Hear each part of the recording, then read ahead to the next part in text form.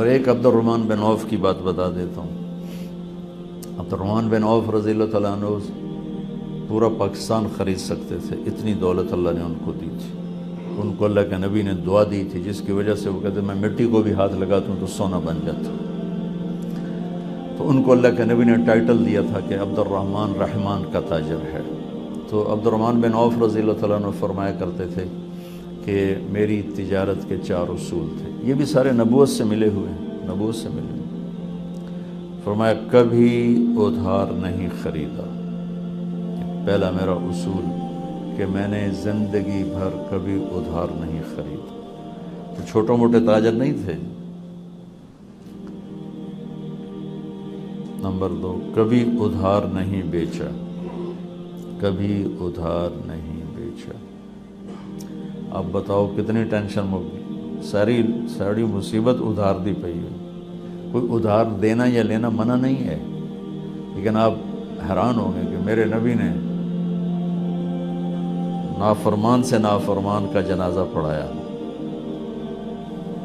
مقروض کا جنازہ نہیں پڑھایا. آپ پوچھتے تھے اس پر قرضہ ہے؟ کہ جی ہے. تمہیں پڑھا. ایک صحابی کا جنازہ ہے، آپ کھڑے ہونے کا یا رسول یہ تو بہت غلط آدمی تھا. تو آپ نے کہا کوئی کسی نے اس کی کوئی نیکی دیکھی؟ تو ایک نے کہا جی اس نے اور میں نے مل کر اللہ کی راہ میں پہرا دیا تھا ایک رات. آپ نے کہا واہ، تم اسے جہنمی کہہ رہے ہو، میں اسے جنتی کہہ رہا ہوں. اور آپ نے اس کا جنازہ پڑھایا. مقروض راتوں کا تہجد گزار ہے، دن کا روزے دار ہے، اور آپ کہتے ہیں تسی آپ پہ پڑھا لو، میں نہیں پڑھاؤں. یہ کس لیے تھا؟ ادھار کی حوصلہ شکنی کے لیے تھا. یہ نہیں کہ خود ساری زندگی ادھار پہ چلے، ساری زندگی ادھار. جس وقت دنیا سے تشریف لے گئے تو زرہ رہن رکھی ہوئی تھی، وہ بھی ادھار کی ایک قسم، اور اس کے بدلے میں آپ نے کوئی جو لیے تھے، اور وہ جو آپ واپس کر کے اپنی زرہ نہیں چھڑوا سکے. لیکن مقروض آ جاتا بے تو جب کوئی کہتا یا رسول اللہ یہ قرضہ میرے ذمہ میں دیواں گا، پھر آپ اس کا پڑھا دیتے تھے. اور اگر کوئی ذمہ نہیں لیتا تھا تو آپ نہیں پڑھاتے تھے. صرف ادھار کی حوصلہ شکنی. چونکہ جب کاروبار ادھار پہ چلا جاتا ہے تو ہر آدمی اپنی حیثیت سے آگے بڑھ کے کام کرنا شروع کر دیتا ہے، تو وہ دھوکے کا شکار ہو جاتا ہے کہ میں بڑا کاروبار کر رہا ہوں، حالانکہ اس کے تو ٹائر میں ہوا ہی کوئی نہیں. تو اس سے پورا بازار مصنوعی ہو جاتا ہے، حقیقی نہیں رہتا ہے. میرے نبی بازار، آپ کو ایک حدیث سناتا ہوں، شاید کبھی آپ کے سامنے وہ کانوں سے گزری ہو. میرے نبی روزانہ ظہر کی نماز پڑھ کے پورے بازار اور منڈی کا چکر لگاتے تھے اور ساری تجارت کو خود چیک کرتے تھے. ساڑھے علماء تھا جن اسیدہ بازار جاؤنے نہیں سڑی بیچتی، اور میرے نبی روز ظہر کے بعد بازار کا چکر لگا کے منڈیوں کو چیک کرتے تھے. ایک مشہور واقعہ ہے، وہ اسی چیکنگ کا ہے کہ بارش ہوئی تھی، آپ منڈی کا چکر لگا رہے ہیں، غلے کا ڈھیر خشک پڑا ہوا ہے. آپ کو خیال ہے بارش ہوئی ہے کہ ایک خشک کیوں میں پہ، تو آپ نے اندر ہاتھ ڈال کے مٹھی نکالی تو وہ ساری گیلی. تو آپ نے کہا ایک ہی کی تھی؟ کہا جی وہ بارش کی وجہ سے گیلا ہو گیا تھا تو میں نے نیچے سے خشک اوپر کر دیا، گیلا اندر کر دے بے چلو بے کو جاوے. تو آپ فرمایا گیلا باہر نکالو، خشک اندر لے جا. پھر یہ عظیم قول فرمایا من غش فلیس منا، جس نے دھوکہ دیا میری امت سے نکل گیا. امت چکڑ دیتا، جس نے روزہ چھوڑا میری امت سے نکل گیا، اے کوئی نہیں آخر. جس نے نماز چھوڑی میری امت سے نکل گیا. جس نے دھوکہ دیا میری امت سے نکل گیا، فلیس منا. تو بازار کو صحیح رکھنے کے لیے جھوٹ کی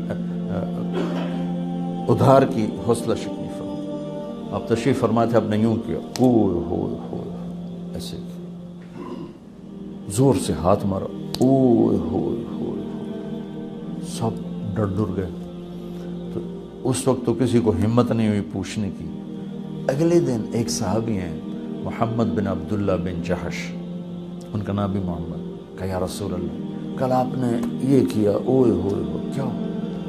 کہ جبریل میرے پاس آیا تھا اس وقت اور مجھے کہہ کر گیا تھا یا رسول اللہ